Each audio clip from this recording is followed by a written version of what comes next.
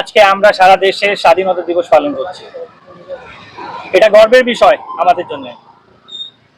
কিন্তু এর সাথে সাথে আমাদের একটা প্রশ্ন আমাদের সবাইকে আজকে করতে হবে, নিজেকে প্রশ্ন করতে হবে। স্বাধীন বলতে কি বুঝি আমরা? স্বাধীন কাকে বলে? আর বাস্তবে কি যে স্বাধীনতা সংগ্রামীরা নিজের প্রাণ দিয়ে আমাদেরকে পাইয়ে দিয়েছিলেন, বাস্তবে কি সেই স্বাধীনতা আমরা পেয়েছি? আমরা কি বাস্তবে আজকে স্বাধীন হতে পেরেছি? এটা মূল প্রশ্ন। আমরা কি বাস্তবে স্বাধীনতা উপভোগ করতে পারছি? যদি পারতাম, তাহলে কি যে এই যে কনস্টিটিউশন অফ ইন্ডিয়া, ভারতের সংবিধান আমাকে যে অধিকার দিয়েছে, আমার যে কর্তব্য নির্ধারণ করেছে, আজকে কি আমাকে প্রশ্ন করতে আমাকে ভয় পেতে হতো? আমার অধিকার চাইতে কি আমাকে ভয় পেতে হতো? কোথায় আছি আমরা? প্রত্যেক বছর তো আমরা পতাকা উত্তোলন করছি, প্রত্যেক বছর তো আমরা ইন্ডিপেন্ডেন্স ডে পালিত করছি, কিন্তু বাস্তবে কি আমরা সত্যিকারের স্বাধীন হতে পারলাম? এই স্বাধীনতাই কি আমরা চেয়েছিলাম? এটাই কি স্বাধীনতা, যেখানে আমাকে মুখ খুলতে ভয় পেতে হয়, আমাকে আতঙ্কে বাস করতে হয়, আমি আমার অধিকার চাইতে পারি না? আমি ফেসবুকে কমেন্ট করলে আমাকে দিল্লিতে ফোন করা হয় যে তোমার ফেসবুক থেকে তোমার কমেন্ট ডিলিট করো। এই স্বাধীনতা? এটার জন্যই আমরা লড়াই করেছিলাম, যে স্বাধীনতা সংগ্রামীরা যারা প্রাণ হারিয়েছে, পরিবার হারিয়েছে, কি না হারিয়ে আমাদেরকে স্বাধীনতা দিয়েছে, আজকে সেই ভারতে বাস করে আমি আমার অধিকার নিয়ে কথা বলতে পারি না, আমি প্রশ্ন তুলতে পারি না। যাকে ভোট দান করে আমি মাথায় বসিয়েছি, তাকে প্রশ্ন করলে সে আতঙ্ক সৃষ্টি করে, সে ভয় দেখায়, থ্রেট করে। আপনি চিন্তা করুন, আজকে এই দিনে দাঁড়িয়ে যেখানে সারা দেশে প্রত্যেকটা প্রান্তে দেশের আজকে আমরা স্বাধীনতা দিবস পালন করছি, আমাদের সবাইকে একটা প্রশ্ন করতে হবে, কি এটাই কি স্বাধীন ভারত, যেখানে আমি আমার মুখ খুলতে পারবো না, আমি কথা বলতে পারবো না, এই সংবিধানে যা লেখা আছে সেটাকে বাস্তবায়নে আমি রূপায়িত করতে পারবো না? আমরা কিভাবে বসবাস করছি, কোথায় বসবাস করছি? এটাই কি সেই ভারত? প্রত্যেক বছর আমরা কোথাও না কোথাও আমরা সবাই যাই, আমরা 15 আগস্টে ইন্ডিপেন্ডেন্স ডে পালন করি, কিন্তু তার আসল মূল মন্ত্র আমরা কি কোনোদিন বুঝতে পেরেছি? কেন আমরা স্বাধীন হলাম? কেন ইংরেজদের থেকে আমরা লড়লাম, তাদেরকে তাড়ালাম? আমরা কি স্বাধীন হলাম নাকি আরো গভীর ভাবে গোলাম হয়ে গেলাম? এর থেকে খারাপ গোলামি আর কি হতে পারে? আমি আমার বাড়িতে সুস্থভাবে বসবাস করতে পারবো না? আমি যে অধিকার, যে সংবিধান আমাকে অধিকার দিয়েছে, যার মাধ্যমে আমি ভোট দান করে আপনাকে ক্ষমতা দিচ্ছি, আমি আপনাকে প্রশ্ন করতে পারবো না? আমি জানতে পারবো না আমার এলাকায় কি হচ্ছে? এটাই স্বাধীন ভারত? এই প্রশ্ন আমি আপনাদের সামনে তুললাম। আমি বলেছিলাম লাইভে এসে, আমি তখন সুপ্রিম কোর্টে ছিলাম, আমি যদি ভুল না বলে থাকি 5ই আগস্ট আমি লাইভ এসে বলেছিলাম যে একা হলেও আমি এখানে এই রাস্তায় দাঁড়াবো, একা, কেউ না এলেও একা দাঁড়াবো আর পতাকা উত্তোলন করব। আমি আজকে এই স্বাধীনতা দিবস পালন করব আমার এখানে এই জায়গাটা, কেউ আসুক বা না আসুক।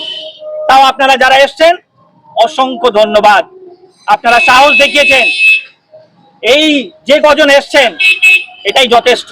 আমি তো ভাবছিলাম একজনও আসবে কিনা, কি আতঙ্ক। আমরা কি মানুষ হয়ে বসবাস করছি? প্রশ্ন করতে হবে ভাই, মায়েরা, বোনেরা, দাদারা, আমাদের সবাইকে প্রশ্ন করতে হবে যে কোথায় আমরা বাস করছি। এটা সেই ভারত হতে পারে না যার জন্য ভগৎ সিং প্রাণ দিয়েছিল, যার জন্য ক্ষুদিরাম প্রাণ দিয়েছিল, সুভাষচন্দ্র বোস থেকে নিয়ে প্রত্যেকটা স্বাধীনতা সংগ্রামী যারা প্রাণ হারিয়েছিল, লড়াই করেছিল, যুদ্ধ করেছিল, এটা সেই ভারত হতে পারে না। আমি কথা বলতে পারবো না, অধিকার চাইতে পারবো না, তবুও আমরা চুপ করে বসবাস করছি, থেকে যাচ্ছি। কতদিন চলবে? আর না, আপনি পাচ্ছেন বলে আমিও পারবো, এটা হতে পারে না। আমি একজন আইনজীবী হিসেবে আমি মনে করি এটা আমার দায়িত্ব, কর্তব্য, মানুষকে সচেত করা, মানুষকে বোঝানো, তার দায়িত্ব, তার অধিকার তার কাছে পৌঁছে দেওয়া আমার কর্তব্য। আর সেই নিয়ে আমি কাজ শুরু করেছি। আমি বলেছিলাম না যে আমি দেখছি, আমি কোনোদিন কোনো কাজ, কোনো পদক্ষেপ কারোর ভরসায় নিই না। আমি বারবার করে একটা কথা বলি, কারোর ভরসায় আমি কোনোদিন কোনো পদক্ষেপ নিই না। কিন্তু আমাকে এটাও দেখতে হবে যে যার জন্য আমি কিছু করার চেষ্টা চালাচ্ছি, যার জন্য আমি কিছু কথা বলা শুরু করেছি, তারা কি সত্যিকারের অধিকারী, এই আতঙ্ক থেকে মুক্তি পাওয়ার অধিকারী কিনা তারা? এই সংবিধান আমাকে অধিকার দিচ্ছে ফ্রিডম অফ স্পিচ। আমি আমার বক্তব্য রাখতে পারবো, আমি আমার কথা বলতে পারবো, আমার ভেতরে কোনো জিজ্ঞাসা সৃষ্টি হলে আমি সেটাকে সামনে আনতে পারবো। আপনি আমাকে ভয় দেখাবেন, আপনি আমাকে বলতে দেবেন না, আমি আমার কথা লোকের সামনে রাখতে পারবো না, আমরা মিটিং করতে পারবো না, আমরা দেখা করতে পারবো না, আতঙ্ক সৃষ্টি করবেন আপনি? ভাবুন। আমি বর্তমান নেতাদেরকে একটা কথা বলতে চাই, যেহেতু আমি রাজনীতির ছাত্র, প্রথম শিক্ষা রাজনীতিতে যেটা শেখানো হয়, that there is no place for aggression and emotion in politics. আপনারা জেনে নিন, there is no place for aggression and emotion in politics. যদি আপনি নেতা হয়েছেন তাহলে সর্বপ্রথম শর্ত এটা নেতা হবার, আপনি গাল শুনতে পারেন, আপনার গাল দেওয়ার অধিকার নেই, তাহলে নেতা হবেন না। নেতাকে গাল শুনতে হয়, সে ভালো কাজ করুক বা খারাপ কাজ করুক। এটাই হচ্ছে মূল প্রথম শিক্ষা, যেটা রাজনীতি যারা নেতা হতে চান তাদেরকে প্রথম শিক্ষা এটা দেওয়া হয়, যে মানুষ আপনাকে গাল দিতে পারে, মানুষ আপনার কাছে প্রশ্ন আনতে পারে, আঙুল তুলতে পারে, কিন্তু আপনার কাছে অধিকার থাকবে না তাকে রেসপন্ড করার। আপনি ভেবে আসুন, আপনি নেতা হইতে চাইছেন, আপনি 18 বছর ধরে, কে 20 বছর ধরে, 50 বছর ধরে আপনি নেতা হয়ে রয়েছেন, আপনি এটা জানেন না মানুষ কখন রেগে যেতে পারে, কখন নিজের কথা রাখতে পারে, অনেক কিছু ঘটবে। আমি যেহেতু রাজনীতির ছাত্র, এই জন্য বললাম যে যারা, খুব সম্মানের সাথে বলছি যে আপনার এত বছর ধরে রাজনীতিতে রয়েছেন, এইটুকু তো জ্ঞান বোধ আপনার থাকা দরকার। প্রথম শিক্ষা তো এটাই দেওয়া হয়, there is no place for aggression and emotion if you want to be a politician. এটা প্রথম শর্ত। মানুষ আপনাকে ধরে নিন গালও দিল, আপনি তাকে আবার ফেরত গাল দিতে পারেন না। এটা কি ধরনের পরিবেশ? আমরা কেমন পরিবেশে বাস করছি আমরা? তাই আজকে দিন এসছে, প্রত্যেক বছর শুধু পতাকা তুললে হবে না। এই সকাল সকাল আমি গান শুনছিলাম, সারা চারদিকে গান চলছে, এসব করে কিচ্ছু হবে না। বাস্তবে ভাবুন যে আমরা কি স্বাধীন হতে পারলাম? এটাই কি স্বাধীনতা? আমি দেখাবো আপনাকে, কমেন্ট দেখলে পাগল হয়ে যাবেন। মহিলা বলছে আমি বেরোলে আমাকে আজকে নয় কালকে মেরে ফেলবে, দেখবেন কমেন্ট, দেখাবো। এই সেই ভারত যেখানে মানুষ প্রশ্ন করতে ভয় পাচ্ছে, আতঙ্কে বাস করছে। আমি আমার অধিকার দিয়ে আপনাকে ক্ষমতাবান করলাম ভয় পাওয়ার জন্য? ভয় পাওয়ার জন্য কি ভোট দান করি আপনাকে? আমাকে ভয় পেতে হবে? আমি ভয় থাকবো? কোনদিন হতে পারে না। আপনার বিবেক মরে গেছে, আমার মরেনি। আমি কথা তুলছি, তুলবো, তুলতে থাকবো। এই সংবিধান আমাকে অধিকার দিয়েছে, ফ্রিডম অফ স্পিচ। আমি আমার কথা বলতে পারবো না, আমি প্রশ্ন তুলতে পারবো না, আমার হাজার সমস্যায় আমি ভুগছি, আমি আপনার দিকে আঙুল তুলবো না। আর একটা জিনিস আপনারা জেনে নিন, সাধারণ মানুষ আপনারা জেনে নিন, as per constitution permanent opposition হচ্ছে সাধারণ মানুষ। আপনি কোনোদিন ভক্ত হতে পারেন না। সাধারণ মানুষ, এই দেশের নাগরিক, কোনোদিন যাকে ভোট দান করে তারও ভক্ত হতে পারে না। সবার প্রথম আপনাকে শুধরাতে হবে। পার্মানেন্ট বিরোধী অপোজিশন অ্যাজ পার কনস্টিটিউশন হচ্ছে এই দেশের নাগরিক। আপনি যাকে ভোট দান করছেন, সব থেকে বেশি তাকে প্রশ্ন করতে হবে যে আমি তোমাকে ভোট দিয়েছি, তুমি আমার জন্য কি করলে, আমার এলাকার কি হাল।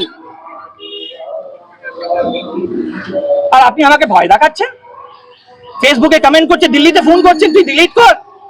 আপনি প্রত্যেকটা লিস্ট বার করছেন, তাকে দেখে দেখে ফোন করছেন, হ্যাঁ, তাকে ডাকছেন, মিটিং করছেন, ভয় দেখাচ্ছেন, আমাকে উচ্ছেদ করে দেবেন, হ্যাঁ, আমাকে এলাকা উচ্ছেদ করে দেবেন।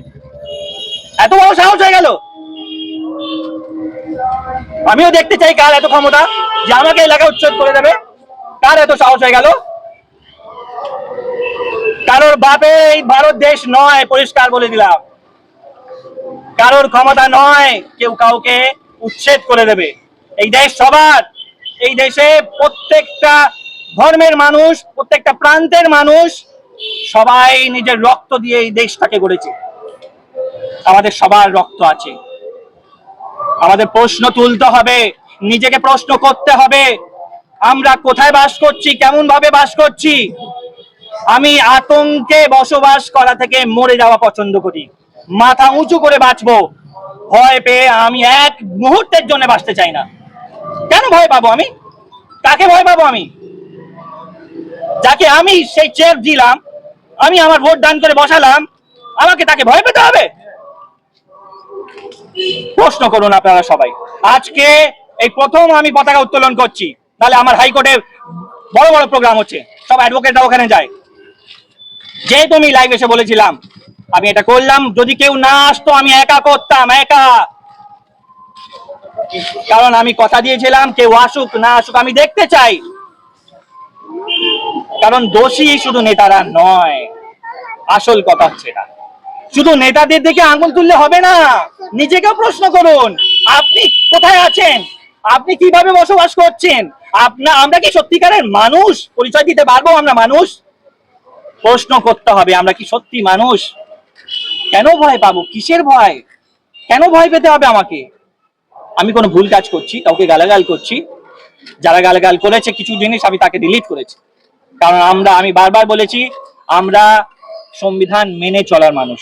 আমরা এমন কোনো কাজ করব না, কোনো ভুল পথে আমরা হাঁটবো না। আমরা অধিকার, এই আইনের পথে হেঁটে সংবিধানের মাধ্যমে আমরা দাবি জানাবো। প্রধানমন্ত্রীকে মানুষ দাবি জানায় না পদত্যাগ করো, মুখ্যমন্ত্রীকে জানায় না। কালকে আমি ধর্মতলায় যাচ্ছিলাম, তখন দেখি জায়গায় জায়গায় লেখা আছে মুখ্যমন্ত্রীকে, মমতা ব্যানার্জিকে, যে আপনি পদত্যাগ করুন। সে চাইতেই পারে, বলতেই পারে, তার অধিকার আছে। তাহলে আপনি কি তাকে থ্রেট করবেন? আপনি কি ভয় দেখাবেন? আতঙ্ক সৃষ্টি করবেন?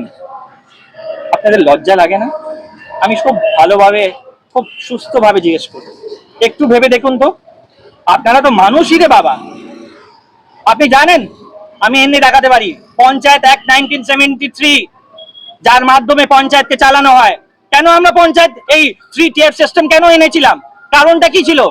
পঞ্চায়েতি সিস্টেম, পঞ্চায়েতি রাজ কেন ইন্ট্রোডিউস করা হলো দেশে? ছিল না তো আগে। তার মূল কারণটা কি ছিল? যে এলাকার মানুষকেই আমরা, এলাকা মানুষই বেছে নেবে, যাতে তারা সোজাসুজি কোনো সমস্যা তার কাছে গিয়ে তুলে ধরতে পারবে। প্রধানমন্ত্রীর কাছে যেতে পারবে না, মুখ্যমন্ত্রীর কাছে যেতে পারবে না, কিন্তু প্রধানের কাছে, আমার সদস্যর কাছে, আমার ওর বাড়ি এখানে, আমি এখানে থাকি, আমি কথা বলতে পারবো, তার কাছে নিজের সমস্যা তুলতে পারবো। আপনি আতঙ্ক সৃষ্টি করে রেখেছেন। মানুষ ভয় বেরোতে পারছে না, কথা বলতে পারছে না।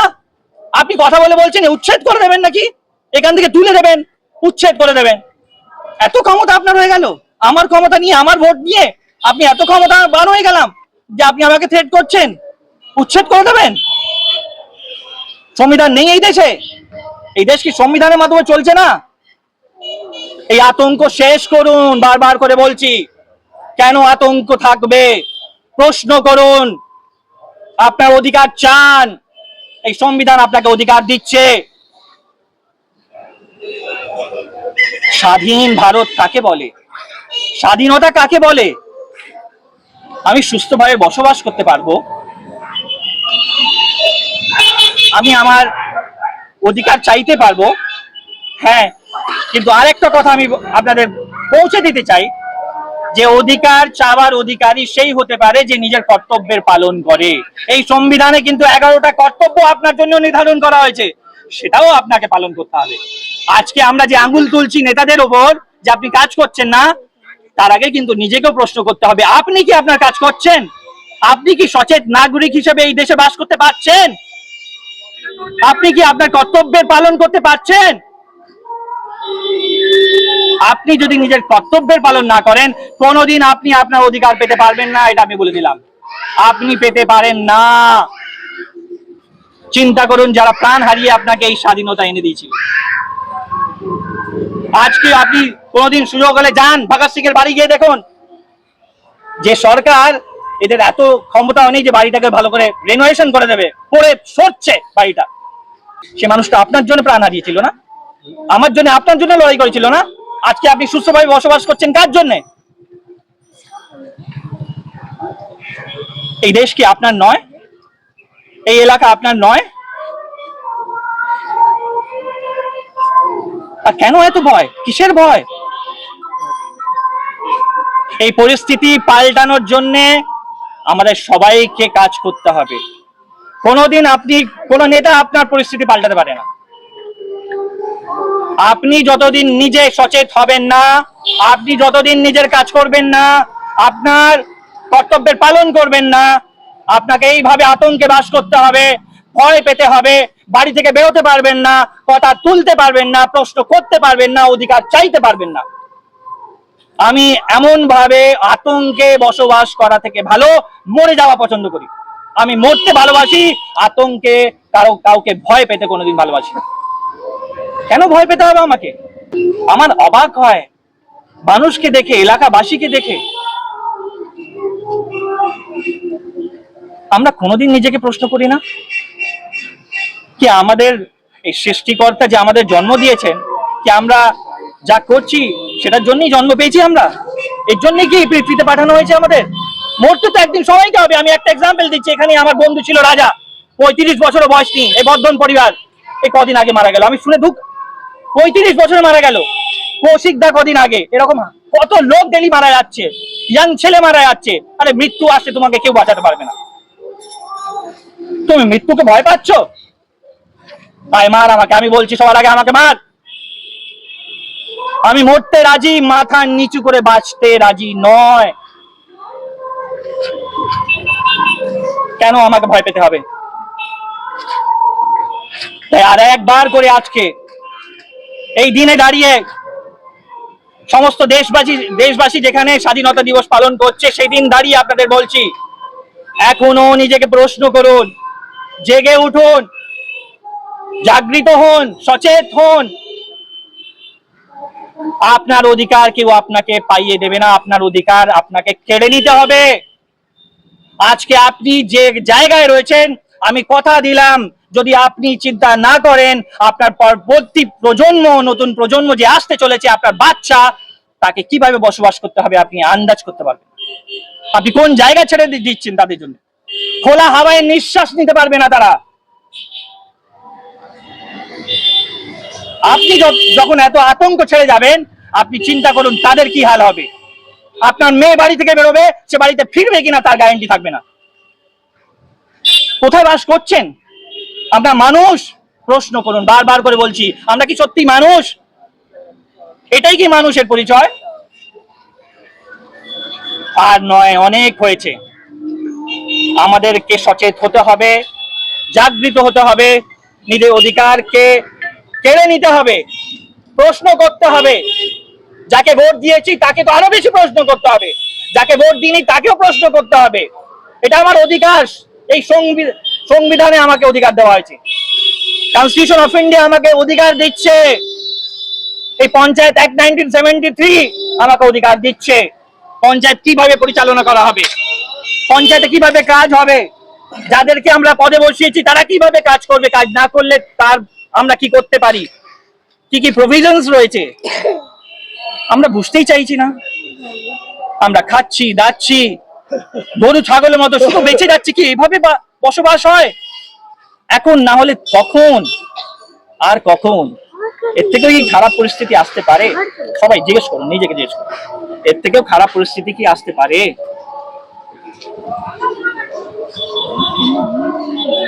আর কতদিন এভাবে চলবে? কতদিন এভাবে চলতে পারে? আর চলতে পারে না।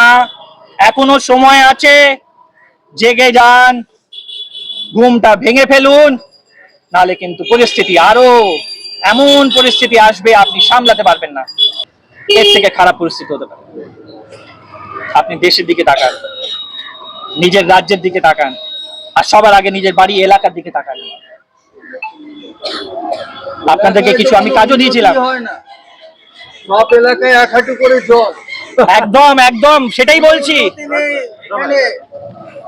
এখানে কারো রাজ্যে কোনো উন্নতি নেই, যা অবস্থা করে দিয়েছে না চিন্তার বাইরে। লোক লোক ভাইরাস ছড়িয়ে গেছে, আমাদেরকে জেগে আমাদেরকে মূর্খ বানিয়ে চলছে মিথ্যা কথা বলে বলে।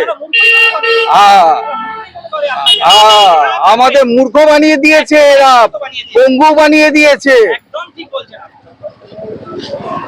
যেদিন যতদিন না ধ্বংস হবে, লোক সুস্থভাবে বাঁচতে পারবে না, লোককে শেষ করে দেবে। খাবার জল যে দিত সেটা বন্ধ করে দিয়েছে, সব শেষ করে দিয়েছে। খাবার জল বন্ধ করে দিয়েছে। সবার ঘরে দেখুন ওপারে গিয়ে এক হাঁটু করে জল, সবার ঘরে এক হাঁটু করে জল। আর এরা বড় বড় কথা বলে আমরা উন্নতি করছি, উন্নয়ন করছি। এই তো উন্নয়ন, চোর ছেচর নিয়ে ইয়ে চালায়, দেশ চালায়। রাস্তা উঁচু করার জন্য তাকেও মানে কিছু কোনো কাজের অধিকার নিতে গেলে লোককে মারধর করবে এরা।